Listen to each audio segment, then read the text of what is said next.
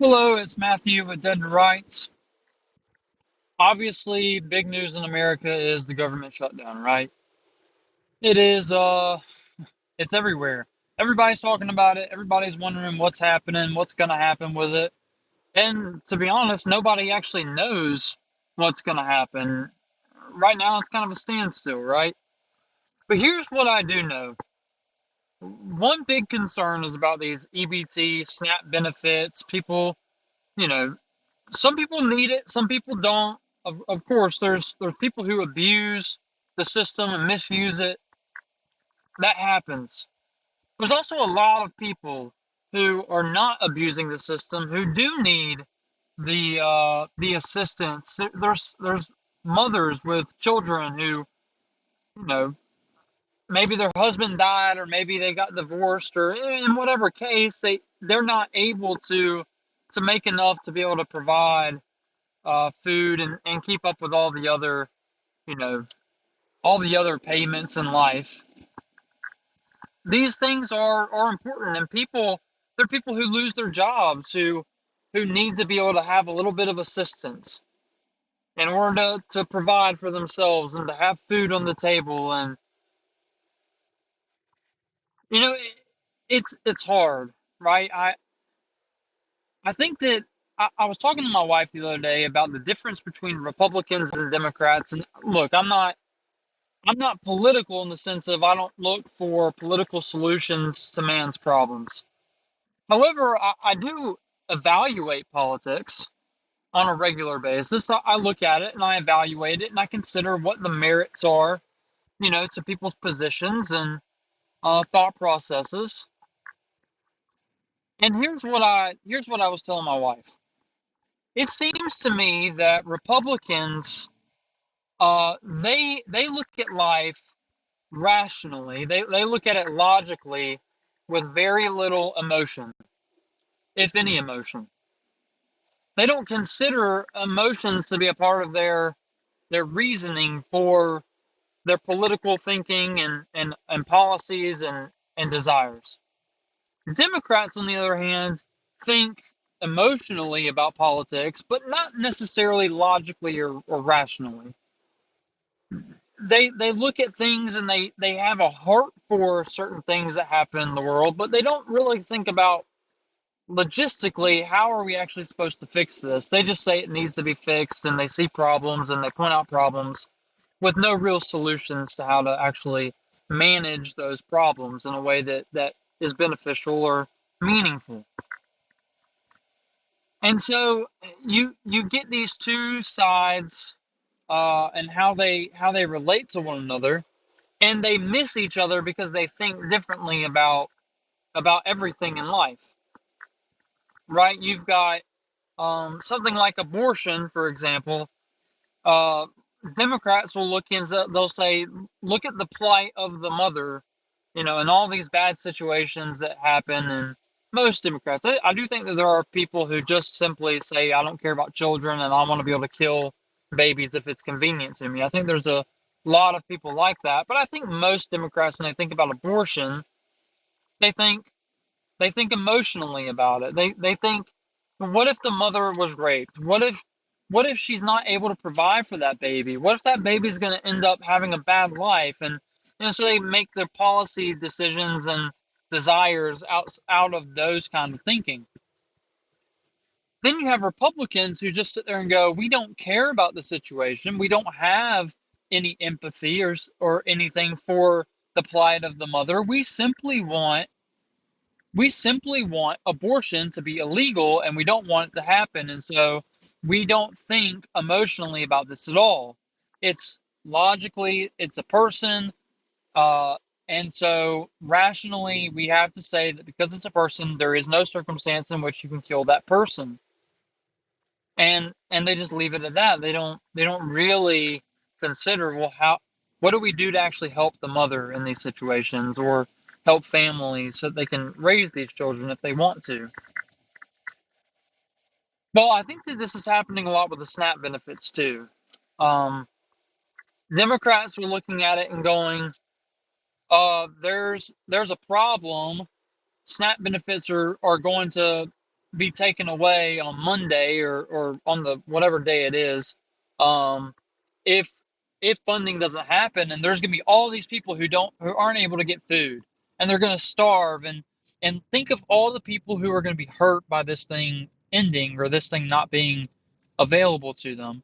Whereas Republicans look and they go, well, people abuse the system, it needs reform, and so I'm totally fine. Who cares about the consequences? And obviously, there's a good bit of people in the middle who think both rationally about it as well as um, emotionally. Um,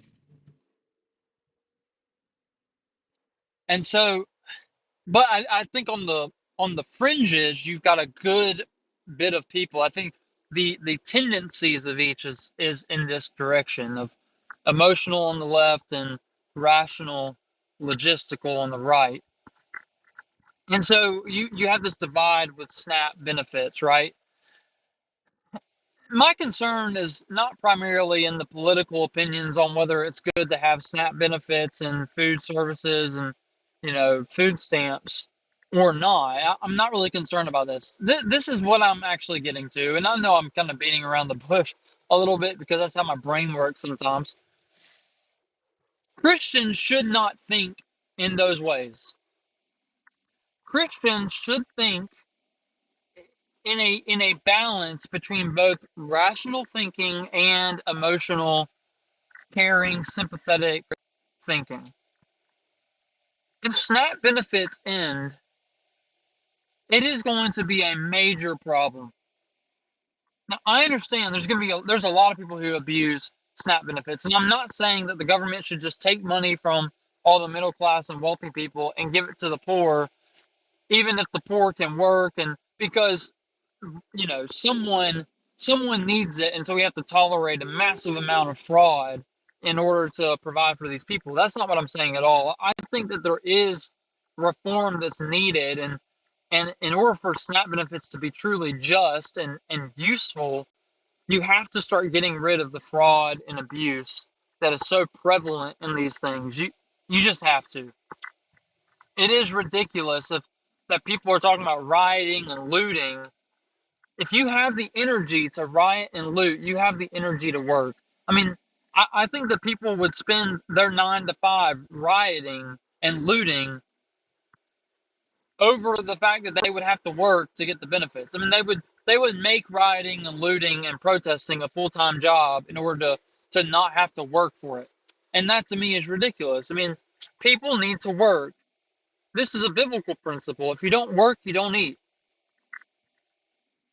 It's not good when people are lazy and when they take from other people who work, when they should be also supporting people who cannot work, orphans, widows, those who are disabled, all these people that need help. It would lighten the load for everyone if those who work would do so and would stop being lazy. So I advocate that first and foremost. But when it comes to these SNAP benefits, it will be a massive problem if they end, and there's going to be a lot of people who are in poverty who are going to be affected, a lot of disabled people, a lot of homeless people, a lot of single mothers and single fathers, and people who are just having to strive to make their ends meet, and just life has been hard for them. And I have no interest in those people suffering. I really don't. I don't want those people to suffer needlessly. I want them to be able to have food. I want them to be able to provide for their families, and if they need help, to get help. That to me is good. But here's what I think. SNAP benefits might end. And if they do, the church needs to be ready. There should be no excuse for anyone in this country. This country is massively Christian. There are lots and lots of Christians in this country. And there should not be an excuse for anyone who is poor and cannot provide for themselves, any orphans, any widows, any disabled. There should not be a single orphan or widow or disabled person who goes hungry if SNAP benefits end, because the church should be so ready to take care of the poor that the government would look and be ashamed that they couldn't do it. This is what I'm thinking is, if SNAP benefits end, then what does God want me to do? Because it's not an excuse. If the government is not the Christian solution to the poor. It's not God's way of saying, "Oh, I'm gonna relieve the church's duty and place it on the state." No, the Christian, when Paul was preaching the gospel and he was giving a report back to Jerusalem, and he wanted to be commissioned for his work in preaching the gospel. He went to the apostles and he gave them a report of all that he had been doing. And what they said was, "We support what you're doing, Paul.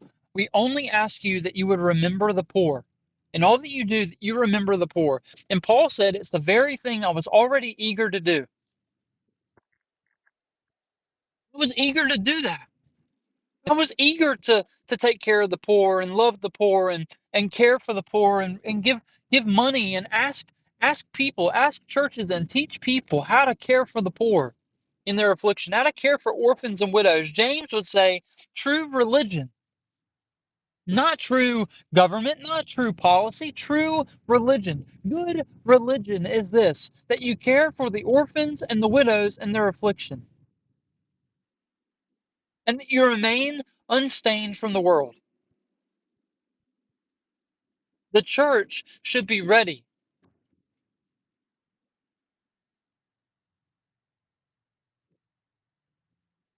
If anyone if anyone goes hungry in America, how many Christians are in America? How many people who say, "I love Jesus, I believe in Jesus"?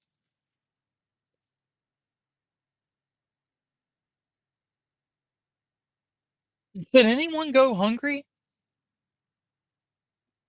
Should anyone be in poverty? Not have the things they need? The church should be ashamed if that happens. Really, honestly.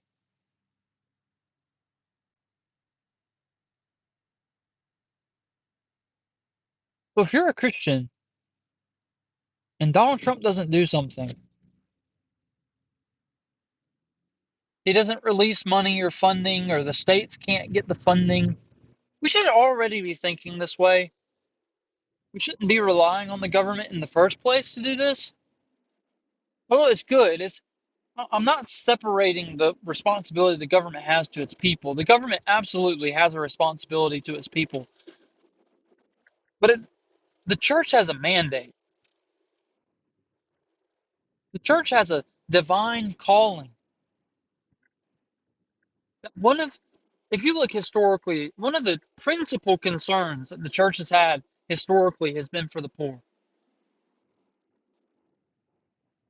And I think in this Christianized culture that we have, we've forgotten that. There's a lot of people who do this, right? There's a lot of churches who do a lot of good and they help a lot of people, but I think I'm just concerned, particularly with these SNAP benefit concerns and all that. And I haven't kept up with news. I don't know if it's been resolved or not. But this should be a calling to the church that we should be ready. That on Monday or on November 3rd, whenever the moment that this thing ends, the church can step in and say, well, we've got this. We can do this. We're ready. Our people are generous. They're going to give and give and give, and no one's going to go hungry where we are. That's what I long to see. So may the church be ready. May the church be diligent in caring for people. People are more than just souls. We're we're people. We have bodies in this world. We have hunger and we get cold and we need clothing. It's getting into winter and the church should be vigilant and ready to help anyone in need. So let's do that. That's what I want. That's what I want for the church. That's what I want out of my own life, as I represent one one piece, one part of the body. That I'll be someone who's just giving and giving and giving. And even if I end up with nothing left, no one will say of me that I was stingy and withheld all the things that God gave me so freely. So that's gonna be it. That's my thoughts about the matter. I hope it makes sense. I hope it is challenging, encouraging, but it's just something I've been thinking about. So, anyways, have a great day, whatever you're doing. And I'll talk to you guys again soon.